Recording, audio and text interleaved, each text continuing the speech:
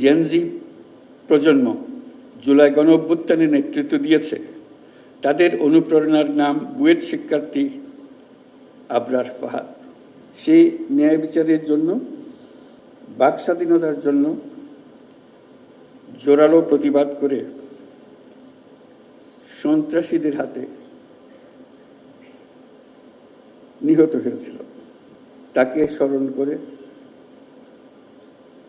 তাকে রাষ্ট্রীয় সম্মাননা জানাতে পেরে জাতি গর্বিত। যারা আজ এই সম্মাননা পেলেন তারা জীবদ্দশায় এই প্রাপ্তি দেখে যেতে পারেননি। এটা অত্যন্ত বেদনাদায়ক।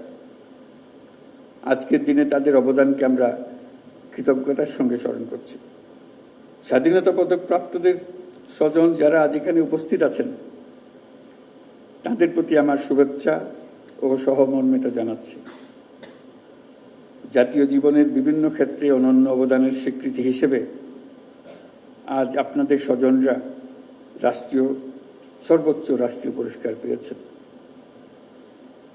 দেরিতে হলেও তাদেরকে এই স্বীকৃতি ও সম্মান প্রদান করতে পেরে আমরা সবাই আনন্দিত, দেশের সবাই আনন্দিত। তাদের কাজ যুগ যুগ ধরে প্রজন্ম থেকে প্রজন্মে তরুণদের মধ্যে অনুপ্রেরণা ছড়িয়ে দেবে। এই ঈদে জামা জুতো অ্যাক্সেসরিজের ডিসকাউন্ট।